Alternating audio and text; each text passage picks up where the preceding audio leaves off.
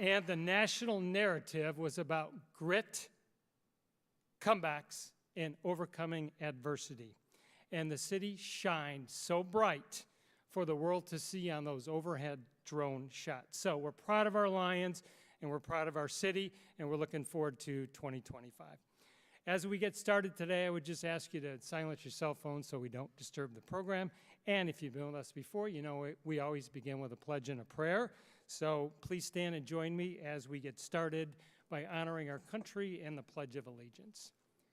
I pledge allegiance to the flag of the United States of America and to the republic for which it stands, one nation, under God, indivisible, with liberty and justice for all. And kindly remain standing. Our invocation today will be delivered by our good friend, Reverend Dr. Bill Danaher from Christ Church, Cranbrook. Reverend? Thank you, friends. You know that I have a way of doing things according to my tradition. I say, the Lord be with you. You say, and also with you. I say, let us pray. Then I pray, and then I say, amen. You ready? The Lord be with you. Let us pray. Merciful God, you have made us in your own image and given us power over the rest of your creation. We know that your love is infinite and that every good gift we have comes from you. Help us to remember always that apart from you, we can do nothing. In times of prosperity and hardship, remind us always that you will provide for us.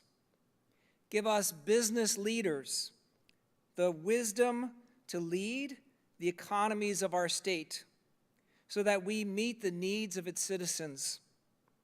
Help us to make good use of all our human resources, to develop the land wisely so that industry and commerce flourish. Help us to learn from our mistakes so that we preserve the natural wealth and beauty of our environment and never lose sight of you. Help us to protect the poor.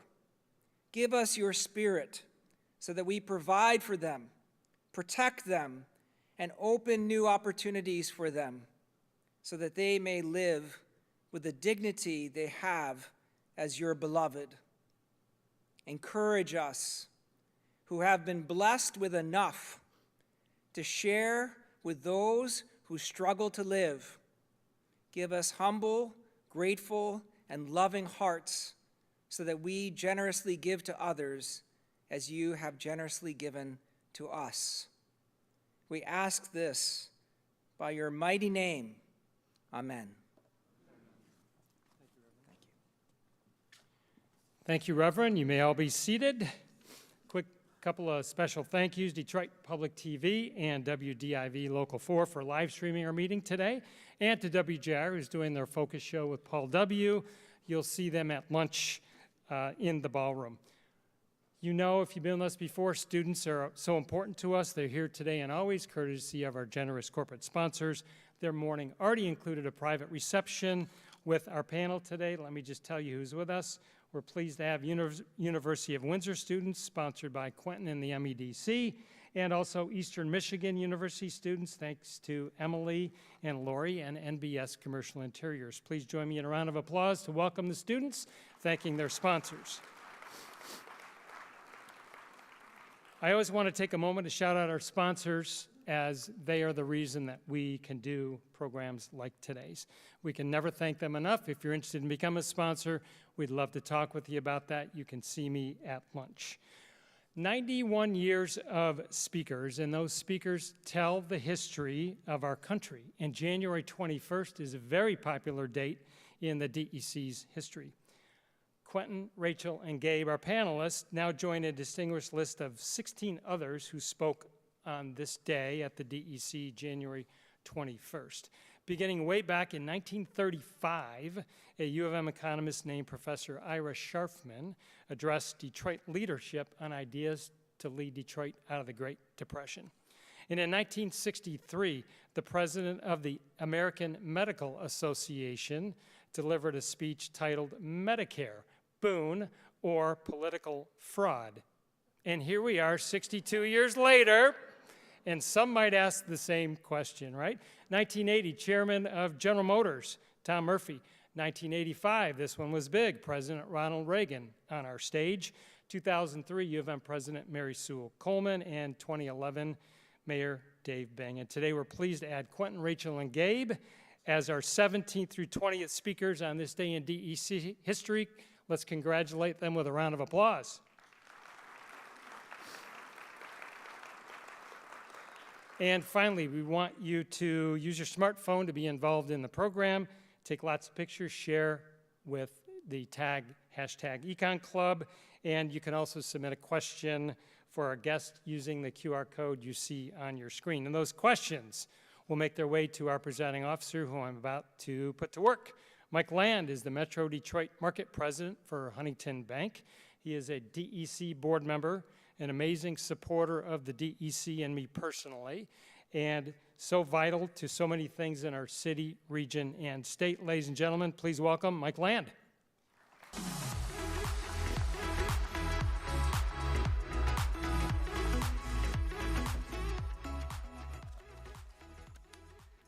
Well, thank you, Steve, and good afternoon, DEC members and guests, and Happy New Year. Thanks again for venturing out on this very cold morning. We appreciate everyone making the effort, and we got a great turnout here today, it looks like.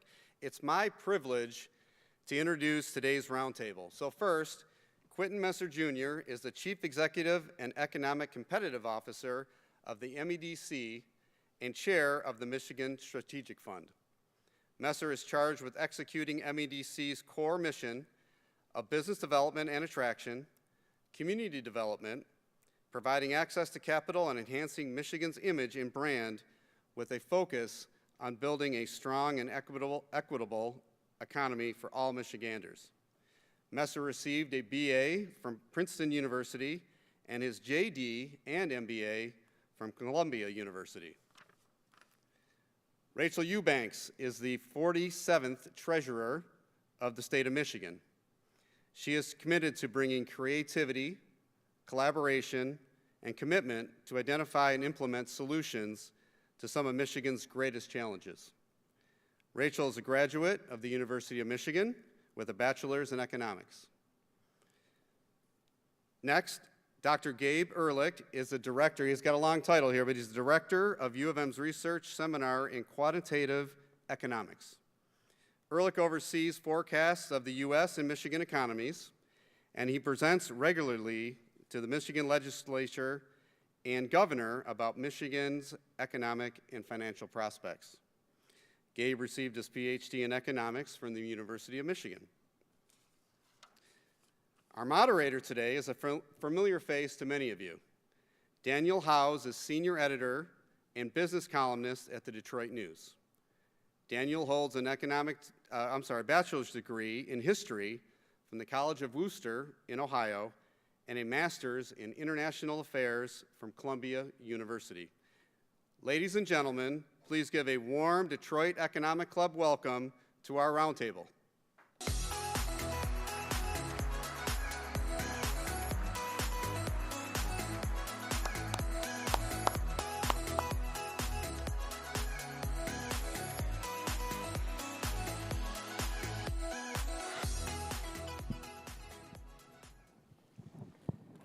Excellent. Okay, this past November and December, many of you participated in the 13th annual Michigan Economic Outlook Survey. The survey was authored by David Baker from the Baker Strategy Group in partnership with the CFI Group. Here to unveil the survey results, please welcome David Baker.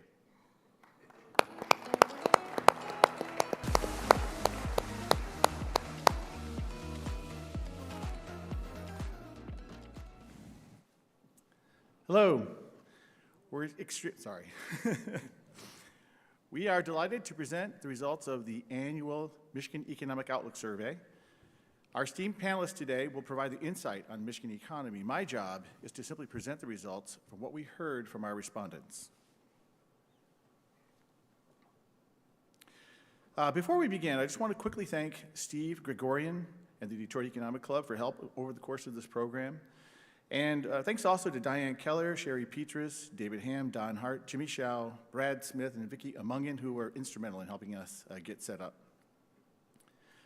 So today is the first day of a new administration with economic expectations ranging from thrilled to frightened, many simply uncertain what it will mean for the broader economy. But for today, in this survey, we focus on our wonderful state and on a purpose I believe is unifying across political and economic perspectives, how we can continue to make Michigan a great place to grow business. The survey always begins 1 week after the election day, which in 2024 was November 5th. Survey participants work in areas across Michigan, with most respondents coming from the lower half of the Lower Peninsula. And as you can see, the three sectors, business, nonprofit, and government, map pretty well to the actual labor force. As for measurement, we borrow an approach used by Ann Arbor-based consulting firm CFI Group, co-founder of the American Customer Satisfaction Index. CFI Group asks questions on a 1 to 10 scale for greater measurement precision, then translates the results to a 0 to 100 scale. These are what we use to report the results today. Generally, you want the scores to be in the high 70s or low 80s. You kind of think of it as a temperature. And today's 5 degrees would be a terrible economic outlook. As for, our survey is a tracking measure. It measures aggregate of how individuals feel about their own company's economic outlook. Respondents are asked about the company's outlook for the next 6 months, 12 months, and 3 years. And as you can see, from 23 to 24, we saw a bit of a spread between short-term and long-term. 6-month outlook dipped to 67. 12-month outlook remained at 71, while the 3-year outlook rose to a balmy 75. In 25, we see these three measures tightening again. The 6-month outlook leaned up to 68, the 12-month softened slightly to 70, and the 3-year outlook slid down to 72. There seems to be a bit of optimism in early 2025 with an improvement, but there's still a great deal of uncertainty about overall economic conditions. We did ask a few individual perspective questions as well on a Likert scale. 44% viewed Michigan 2024 economy positively, compared to 33% who viewed it negatively. And 2025 looks a little bit better, with half of the respondents positive and 30% negative. And as for the impact expected from the president's policies, respondents are split, with 41% positive and 43% negative. Notice, too, that the two extremes are quite large, 16% extremely positive and 21% extremely negative. And finally, let's get back to the final tracking measures. Michigan, as a great state for raising a family, has always stayed in the 70s. It happens to be in the low 70s now. And on one hand, scores remained low for a vibrant economy and a great state for young professionals.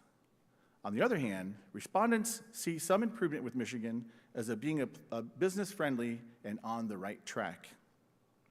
So I asked ChatGPT, I put in the prompt for this meeting, and I said, ChatGPT, who would be better, you or this panel today at responding to the Michigan economy? ChatGPT gave me 3 reasons why the panel would be better: real-time data and policy updates, insider perspective, and Q&A opportunities. ChatGPT was right. I'm handing it back over to the inimitable Daniel Howes and our esteemed panelists. Thank you. Well, thank you. So we've done this before. So what I want to ask you is what your reactions are to the survey. Any surprises, Rachel? Sure. The first thing that stands out to me, I think, is, and this is a conversation we've had for the last several years as economists and revenue forecasters, is trying to, reconcile the difference between the data that we see and the sentiment behind what people are feeling. And we talk about this a lot at the state level because it's very predictive of our sales tax performance, is consumer sentiment. So consumer sentiment, is sort of on this downward trajectory. It's recovered, a little bit recently, but it's been bouncing around generally in that neighborhood. But at the same time, that hasn't seemed to have changed people's behaviors. They have not stopped spending. We continue to see sales tax, kind of at its pandemic levels highs, although it's somewhat flattened out, but it certainly hasn't retracted in a way that you would think of someone who says, hey, the economy's not doing well, I should pull back on some of my activity.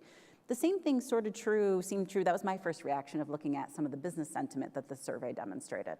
This period of time, that we've seen sort of some negative perceptions has been at a time when we've seen record tax collections on the corporate side coming into Michigan. I mean, for example, the corporate income tax in Michigan around the 2020 timeframe was about $1.1 billion. Now it's well over $2.2 billion. So in a 5-year period of time or 4-year period of time, it's doubled. And you would think, given that we're assessing corporate income tax on corporate profits, that, that would be perceived as a good climate if you're profitable. But there doesn't seem to be that correlation. And I found the survey to be interesting in demonstrating that, although of course I would love to know more of the reasons why. But organizational, some of the organizational outlooks, and when I went back and looked at them, from 2020 there was a 15-point slide from 81 to 65. That's a pretty, now obviously there was a pandemic in the middle of that, but what do you think describes or explains that, Gabe? Yeah, I think the first thing to acknowledge is the economic conditions nationally have been tough for Michigan. It's been a tough economic environment for Michigan. Depending on how you measure it, you could argue that the manufacturing sector has been in contraction for 2 years now. And so of course that's going to be tough for Michigan. We've got high interest rates, that's tough for manufacturing, that's tough for the local mortgage industry. And so that, it is what it is. That being said, Michigan's economy has continued to grow. We did add jobs last year. We had a little bit of a growth wobble in the middle of the year last year. The last couple of reports have been very positive, though. We're expecting growth to continue this year. But I think that when you put those trends together, you can see why there's a little bit of a mixed reaction in the survey data. Listen, we've been facing a tough environment for Michigan. We do expect to get some relief going forward. We expect growth to continue, but we also expect it to slow down as we continue to put the pandemic in the rearview mirror and approach what you might think of as full employment. What are your thoughts, Quentin? Well, look, I think I have a lot of thoughts, but let me try to summarize 3. Look, there are a lot of things for which we can feel good, but there is still work remaining to do. That's 1. 2, I think that as we continue to build upon, which is a very diversified economy statewide, it is still overly weighted to the manufacturing sector. But I think what we should be thinking about is how do we win? We have to make our piece. We know how to do deep tech, hard tech well. How do we leverage technologies to move to the most profitable and more recession-proof elements of that sector rather than walking away from manufacturing? And I think the last thing I will say is, I was especially looking at about the young people. I still continue to challenge us who can influence young people, and we have folks, young people from Eastern Michigan, University of Windsor. What are we saying to them about Michigan? I think we have to be careful not to impose our biases upon young people in a way that I think is detrimental and may cloud their judgment about really what is some tremendous opportunities here. As someone who came in from the outside a few years ago, what do you hear Michiganders, or Michiganians if you're a Detroit news reader, telling young people? Well, I think that, obviously I'm going to have to generalize. I think a couple things. I think things do break across racial and gender lines. So I think that, there are a lot of folks of color who felt that maybe they, for a while, maybe up until the 80s, this was the place to be, and then things changed. And so everybody moved to the ATL, or moved to H-Town, or moved to Nashville. But those places aren't nirvanas either. I think people still complain too much about the cold. As someone who's a native Floridian and moved up from Louisiana, I just wear layers here and keep it moving.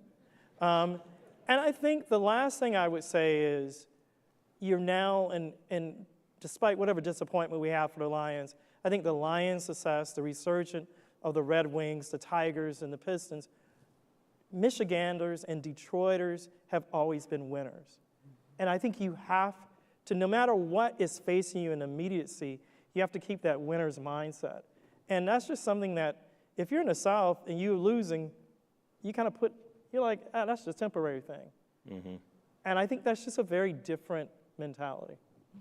You're right in the middle of business attraction. Do you think Michigan is more attractive to do business today than it was 3 or 4 years ago? And if so, why? I would say absolutely. I think there are a couple of reasons. I think through bipartisan expansion of the toolbox that we have here. I mean, recently passed innovation fund that's going to spur entrepreneurship and innovation. Reinstitution of R&D tax credit would make sense if you're trying to get those higher wage, higher order knowledge jobs here. And given just the fact that we do deep tech and hard tech well, just 2 quick other things. I think business leaders here are much more conscious of their role as ambassadors, maybe in a way that previously it wasn't front of brain. No, but I always tell people to take the Texan test. If you're on the plane and you're sitting next to a Texan and you don't have on noise canceling headphones, they're going to convince you to move to Texas or try to. And that's a very powerful thing that we have to embrace. And I think the last thing is, I think that we have made important investment in becoming a state of lifelong learners. There's work that we need to do in pre-K through 12, but we have incredible 2- and 4-year institutions, and I think we've begun to better harmonize the efforts of that sector with the broader economic development and policy efforts. I'd like to ask the 2 of you to kind of set the economic table for us a little bit. A couple years ago, we met here and agreed that we were amid an environment, what did I write down? An environment of ongoing rapid change. We now just had a new president inaugurated yesterday who has some policies, I think, that will, and we'll get to that will affect Michigan and its main industries. But maybe in some ways you feel like it's trying to slow things down a little bit in some ways. Is that still true? Are we still in this period of rapid change, irrespective of who's in the White House? I mean, I think we certainly want to see what is going to be the policy initiatives that do come forward. I think being 24 hours into a new administration, it's difficult to know, sure, what are those policy initiatives that are, going to move forward and to what magnitude, and then for us to be able to take a look at it and quantify it in terms of what it means for Michigan's economy and revenues. I will say we just came off of the state's revenue estimating conference. The forecast, we did make some assumptions related to, the expiring Tax Cuts and Jobs Act. I mean, because in addition to, there's been a lot of conversations about, tariffs and other policies, but I mean, clearly the core of the tax plan will be revisited because it's expiring, it has to. Right. And so making some sort of assumptions that, it'll continue to some effect. We had to do that to come up with an economic forecast. But generally, I mean, the state's coming at it from a very strong and stable economy. And then that allows us to be nimble and I think reactive in a way that perhaps in other times of uncertainty, we have not had that ability. Well, how can you explain this kind of, you touched on it earlier, this kind of contradiction between what people say, how they feel, and what the metrics that we look at as the strength of an economy are. And it would appear that the metrics are pretty good for us. Interest rates are still staying up there. They're not moving as much as people had hoped. How do you explain that? Yeah, so either one of you. You want to start? Yeah, sure. The first thing I'll say, I think it's a fantastic question. If somebody wants to write a dissertation on that question, come on. We've got the University of Michigan surveys of consumers that my colleague, Dr. Joanne Hsu, runs, and she was at the revenue conference earlier this month. And I truly believe it's an open question. That being said, the one thing we know is that people just really dislike inflation. They hate it. Mm-hmm. And so I think that's the most important, number one reason is, when you look at, the cost of things that you buy, on a regular basis, when you look at eggs, that's the one I hear the most. It just drives people crazy that they can't count on costs, being predictable. I also think, if you're trying to be, a first-time home buyer in the housing market, I think that's a tough situation to be in right now. Obviously prices have risen, quite a bit. Mortgage rates remain high. So, some people are getting frozen out. But the reality is when you look in the data, people are not acting as though they're so unhappy with the economy. business formation in Michigan remains very strong. So the Census Bureau measures applications for new businesses. That surged after the pandemic. It remains high. It's bouncing around in a range. It was down a tiny bit last year, but still very strong. So I do think that there's a disconnect. I do think it's a puzzle, and I would love to, talk with anybody who wants to come write papers about it. Is Michigan's, and I know you've touched on this before, is Michigan's population growing? Yeah, so Michigan's population actually grew quite a bit last year. It was good to see. The downside, if you will, or the asterisk, is that more than all of our population growth came from international immigration. So if you look at domestic migration, so people moving across states, we lost more residents to other states than we gained from other states. And we also actually had more deaths than births last year. So Michigan's population grew quite a bit last year. We think that a lot of that, really is about immigration, about the surge, obviously, in immigration that we have seen recently, and we expect that to moderate going forward. What about the labor market and housing? I mean, they're both pretty tight, aren't they? Yeah. And I'm happy to yield the floor anytime, but the labor market has actually cooled off considerably. It's still a healthy labor market, but it is not the same job seekers market that it was a couple of years ago. And that gets back, Daniel, to your question about are we still living in a time of rapid change? I did want to reconnect to that. When you look at the labor market, actually, churn in the labor market has slowed down quite a bit. So people are staying in their jobs. 2 years ago, people, there was a ton of turnover, tons of job vacancies. People were moving around. That was the way to get raises. Now you're seeing, people look at their jobs and saying, maybe I should hang on to that. And I wonder if, some of the, the churn and turnover in the jobs market has contributed to some of the negative perceptions about business climate in Michigan.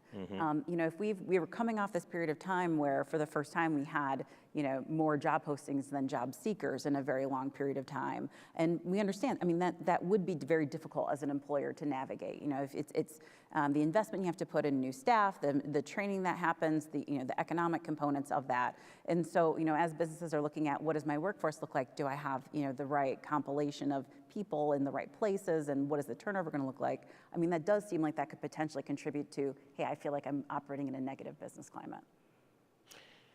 Let's talk about the elephant in the room. We got a new president yesterday, and he spent, and his opponent spent, I think they had Ubers or Airbnbs rather in Michigan. They were here so many times. We counted them up. I think it was 50 or 60 times between the two of them. It was ridiculous. But many of his policy proposals, a lot of them are focused on our bedrock industry and can affect our bedrock industry.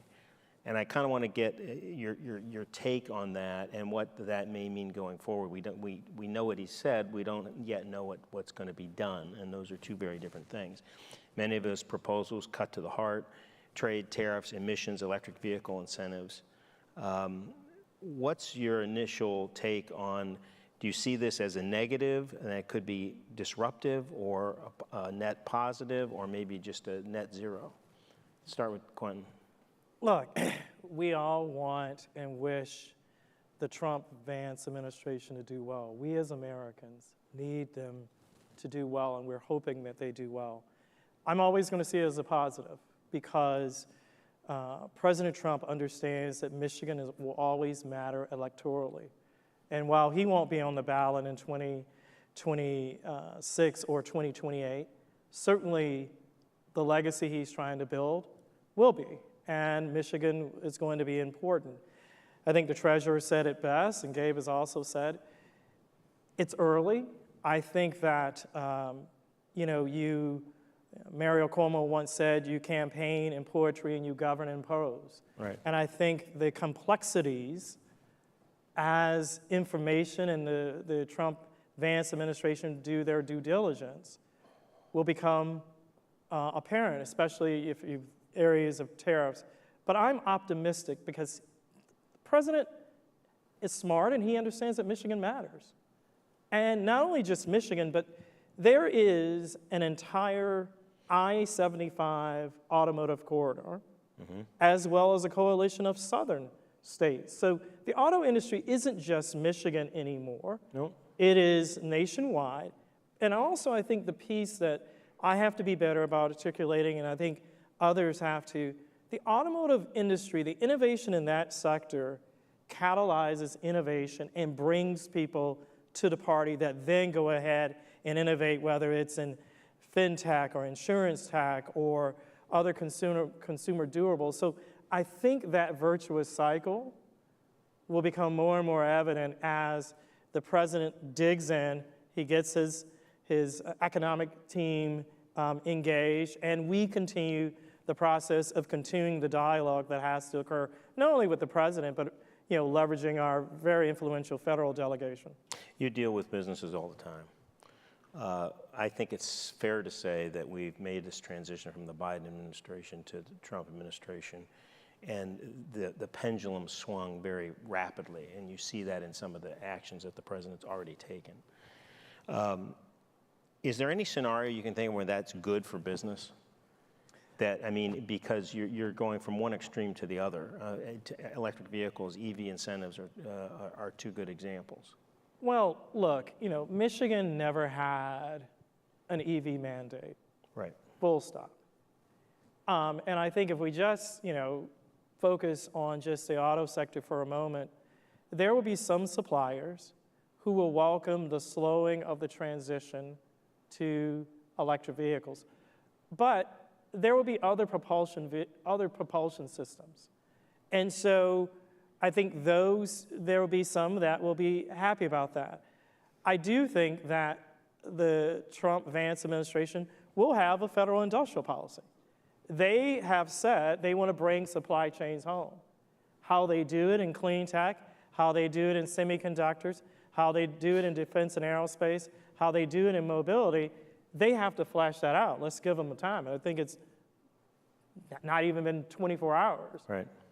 So I do think there are opportunities for success. And more importantly, let's just be real. Success is about not complaining and just seizing the moment. And I think Michigan businesses have proven time and time again, they're not going to waste an opportunity. And I think that there are things that this current administration will do that will be of great benefit to Michigan businesses, and I trust Michigan businesses will figure it out. And I, as a policymaker and an MEDC, have to come alongside for that journey with them. It just strikes me that we're at a moment where the competition with China, for example, in the industry is getting more intense. There's a constancy behind what the Chinese, and a very methodical, unspooled, you know this very well, and yet our companies, both foreign and domestic, are operating in an environment where it's changing all the time. Not all the time, but it's changing a lot. And these are some pretty extreme swings. That has to affect businesses, doesn't it, Gabe? Yeah, so I think, one thing I would say, businesses are aware of this dynamic. They know that the pendulum is going to swing back and forth. And, businesses, they can see the future, and they know that at some point the pendulum might swing back the other way. So, I understand what you're saying and your concern, but, I also think that, being forward-looking, I don't think that people, for instance, are going to abandon EVs just because, federal policy changes from one administration to the next. I do think we'll continue to see the transition. Obviously, the pace of the transition is going to depend partly on federal policy. So I think, that's the first thing I'll say. The other thing I'll say, I work in an economics department. I've got to stick up for textbook economics a little bit. So I'm going to ask you a textbook question in a minute. All right, then I'll wait on that then. No, go ahead. Oh, fine. Just to say, I thought the survey results about, the administration's policies were really interesting, and I think they really reflect that we don't know, what the new policy is going to be. And, obviously there are announcements, but that's different than the actual policy when it's all said and done. And there's a negotiation, right? And so, we don't know everything that's being discussed, in private. We only see the public part of the negotiation. Well, and people I've talked to who work for the president in his first term will tell you that these policy positions that he articulates are often, in his mind, opening gamuts in negotiation. They're not hard and fast, this is what we're going to do. Yeah, I'm reminded of a conversation I had with Sergio Marchionne after Trump was elected the first time, and we were up in Mackinac Island at the Grand Hotel, and I asked him, I said, what are you going to do about this guy? And he just looked at me and he said, he's the president, we adapt, which I think is what we're talking about here, and I think that's where you are. Gabe, I'd like you to take us, getting back to textbook, give us 2 minutes on how tariffs work, what their record of effectiveness is in the United States, and could they be a benefit to the Michigan economy as early as this year? Sure, yeah. So thank you for the easy question. Is that a I appreciate layup? that. This is But there is economic orthodoxy, is there no, not? there is. Yeah, there is. And you know, look, I'm happy to be the person to stick up for it. You know, listen, tariffs, to the extent that there is protection for the domestic auto industry, other things being equal, that can help Michigan, but other things are not going to be equal. There's really three main effects, and we saw this in the first Trump administration.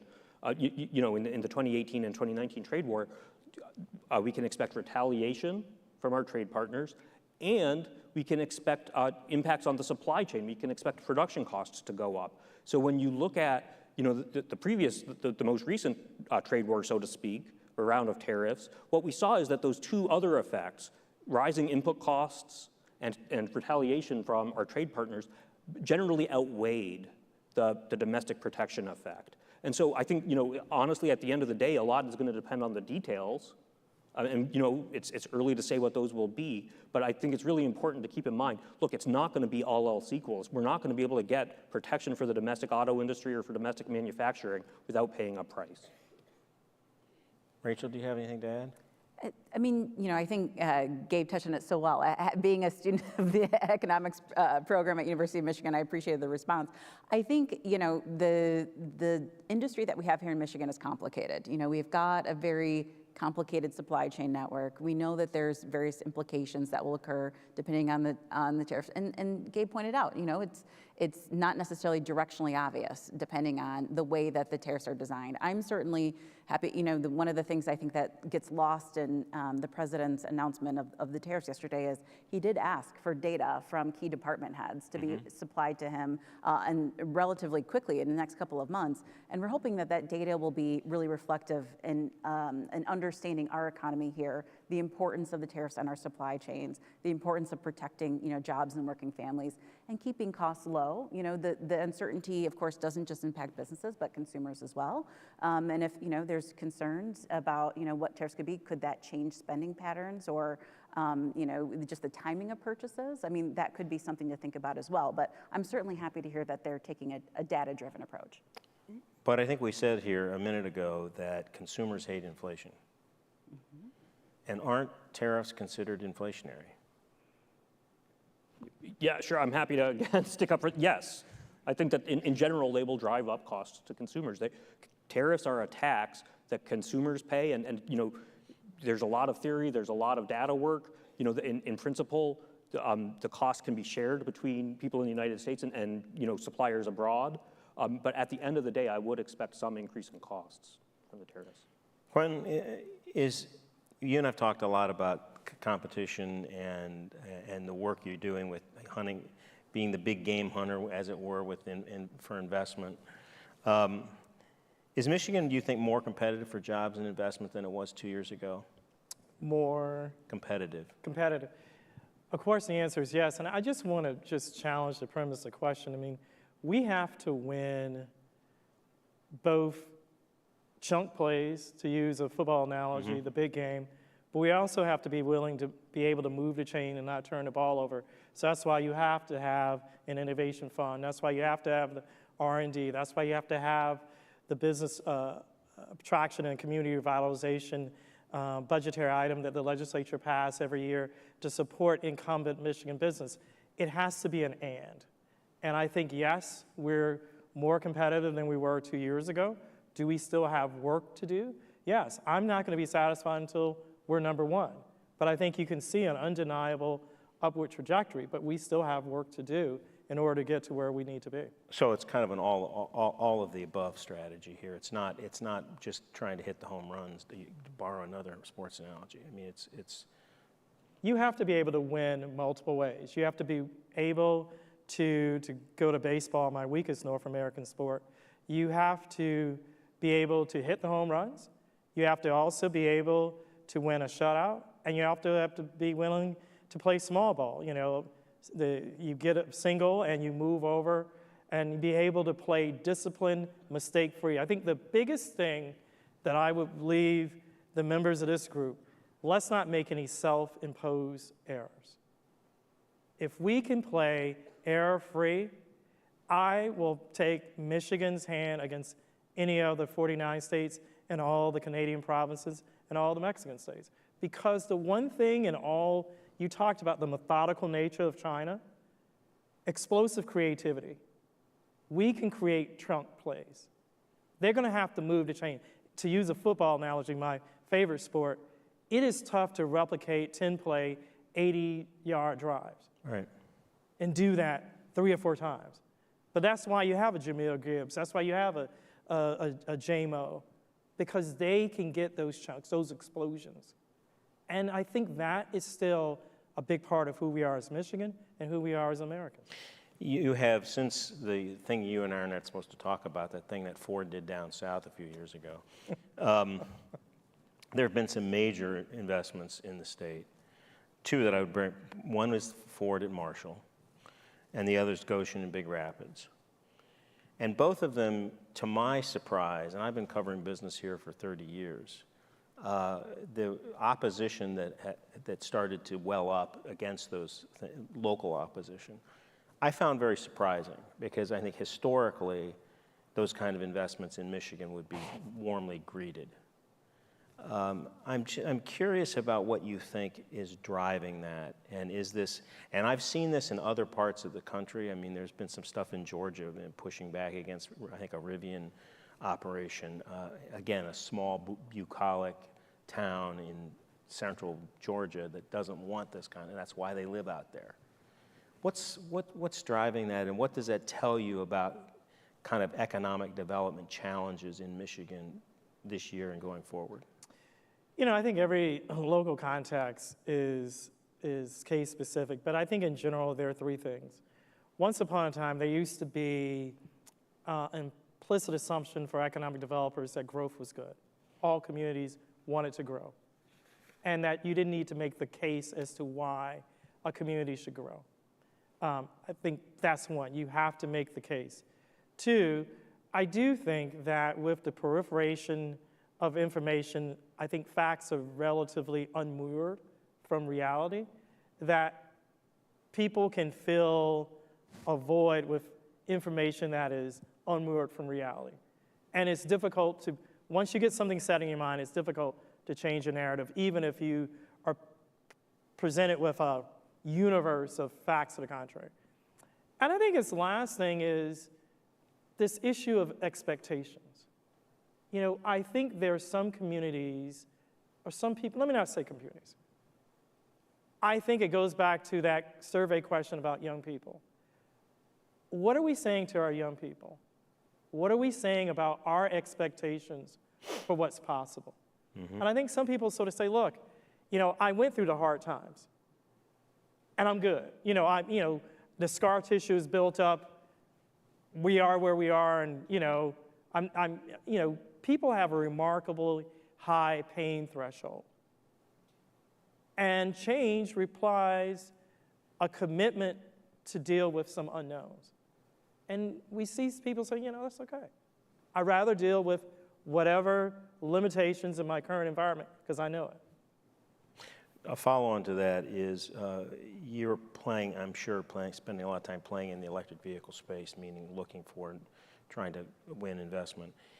Do you see that has peaked, or is it still very intensive behind the scenes?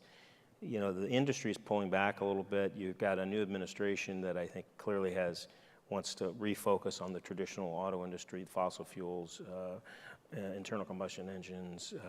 I mean, that's what the president has talked about. What Detroit needs to focus on is build the things that make money for them. And it's not a bad argument, but it's a question of whether it's either or and. But I'm curious as to whether you see a pullback in the EV space. I think you've seen a realignment based upon market signals.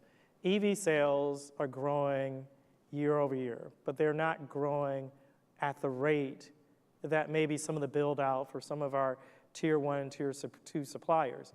What you're seeing some battery makers do is begin to look at other project lines. And I do think energy storage, you've seen battery makers moving to that, and the treasurer in her prior roles knows more about that than I'll ever know.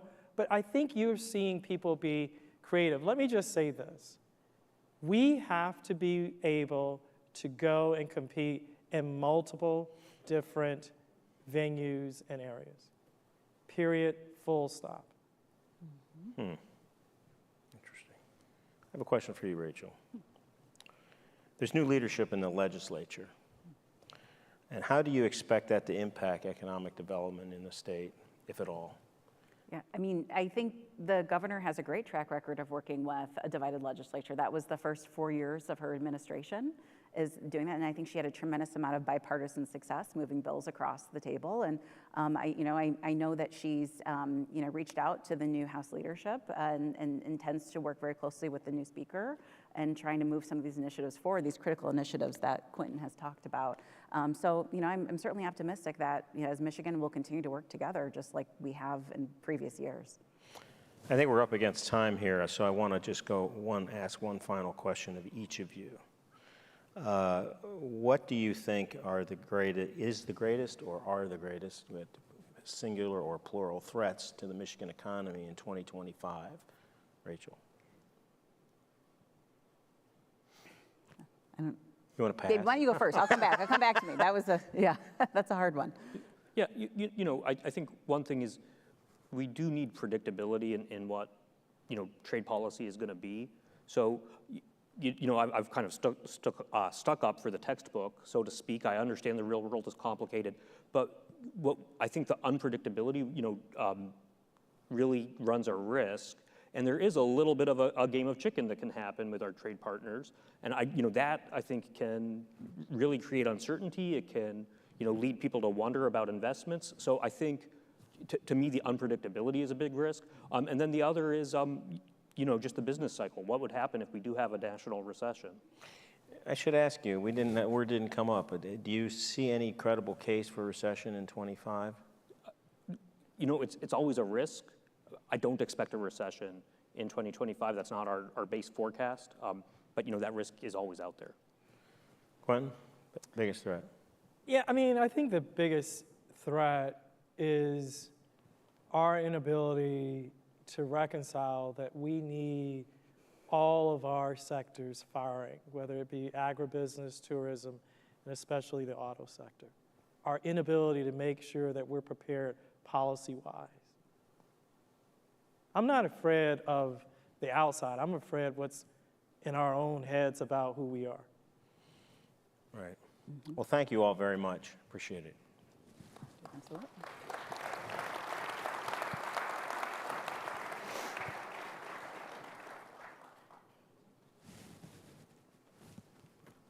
All right, I think a great discussion so far. Wouldn't you agree? So we got a few questions. Go ahead.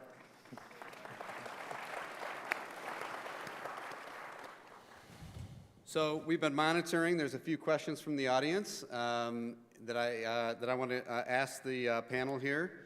So one that was coming up quite a lot here in different forms was inflation, unemployment, and interest rates.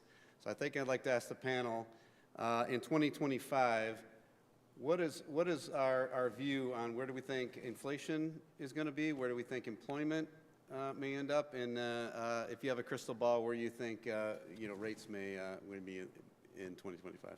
Yeah, well, actually, Gabe and I work very closely on these forecasts. And in fact, a big part of our economic forecast that we have at the state level that helps predict revenues actually kind of builds off his model. But I will say, I think there is some expectation that the Fed will continue to try to prioritize the controlling of inflation through their policy levers, but we still are expecting to see another couple of cuts.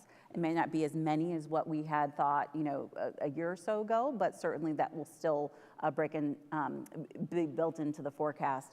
As far as unemployment, I think unemployment, we're anticipating to stay sort of in that 4 to 5% band. It's moved around a little bit. Again, as a student of economics, we were always taught that 4 to 5% unemployment was in fact full employment levels. So seeing it in that neighborhood seems to be sort of a really healthy level. And inflation, it has, moderated, and hopefully it will continue to stay at that level. Goods actually have sort of entered a deflationary period compared to, services where we're still seeing a lot of the pressures there. But I think overall, seeing, inflation kind of maintain around the level it is what's built into our forecast. Did I just say your entire forecast, Gabe? Sorry about that. No, you said it beautifully. Anything else, Ed? I should have taken more economics courses in undergrad or business school. Okay, my next question, I'm going to ask each of you to opine here for about 30 seconds or less. As we look into 2025, are you bullish? Are you neutral? Are you bearish? Where are you at? Quentin, we'll start with you. Bullish. Yeah. Bullish. You can expand a little bit if you want. I'm sorry. No, bullish because, look, I think where you have the underlying fundamentals are sound.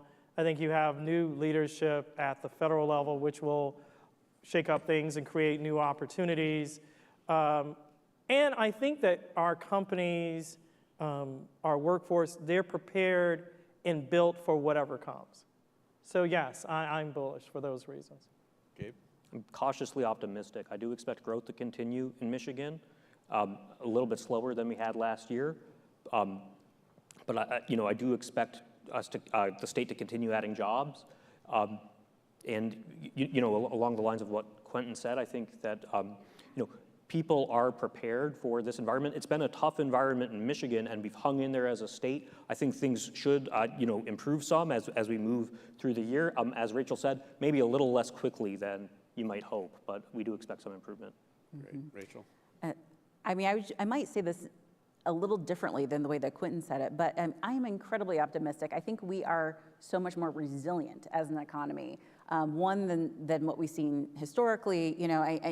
Gabe, you mentioned this very briefly, but just to expand on it, seeing our growth in the less cyclical job sectors. That doesn't necessarily mean industries. I think, a lot of the contraction that we saw in auto manufacturing, on those more true manufacturing jobs versus the R&D, some of the other positions which are definitely more resilient. So I think we've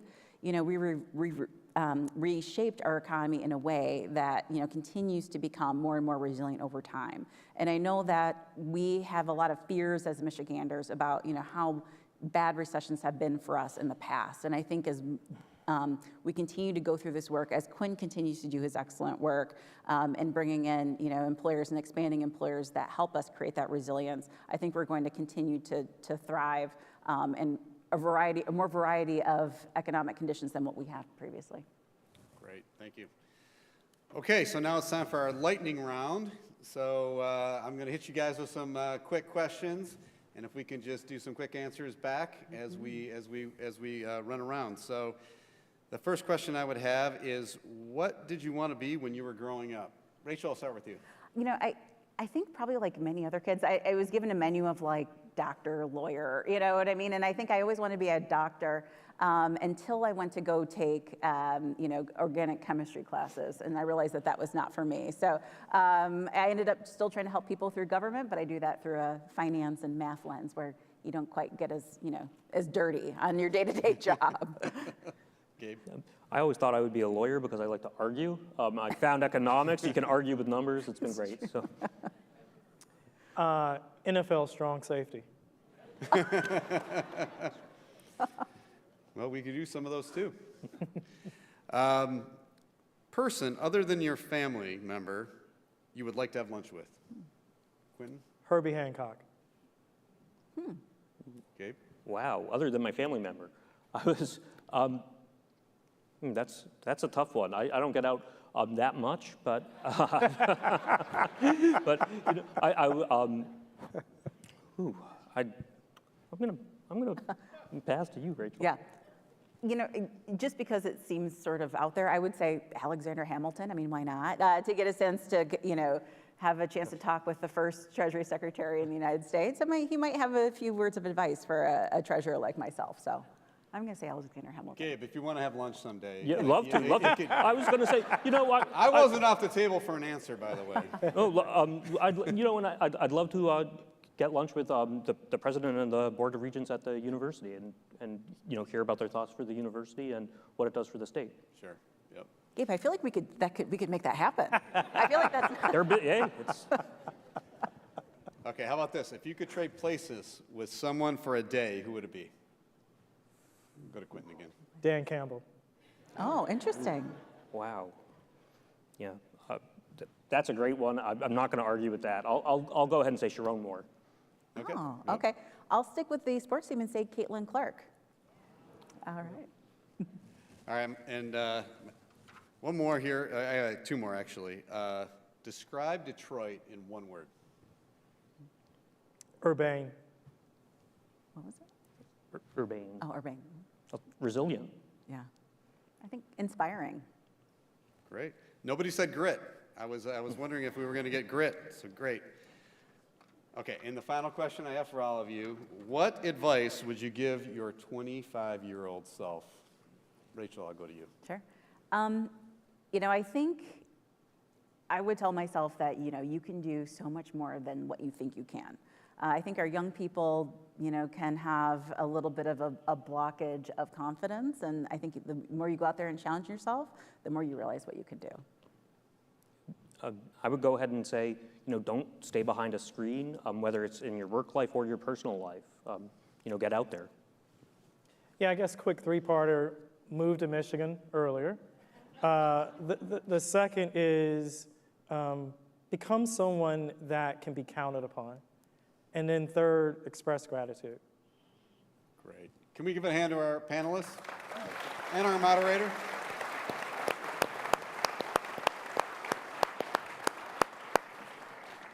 Thank you, Mike. All right, I'm going to close it out quickly. Quentin, Rachael, Gabe, you guys were so insightful. Thanks for being with us. I was backstage feeling really bad for you, Gabe, so how about I'll email you, we'll pick a date, I'll come to Ann Arbor and take you to lunch. How's that? Good? Sounds good. All right, thank you guys for being here. Yeah. Daniel, David Baker, Mike Land, thanks for your important roles and for your support of the DEC. Ladies and gentlemen, we invite you to network and enjoy a strolling lunch in the ballroom right outside there. But first, tell your friends and colleagues to join the Detroit Economic Club. We're a bunch of really good people. So, on time, every time, this meeting of the Detroit Economic Club is now adjourned.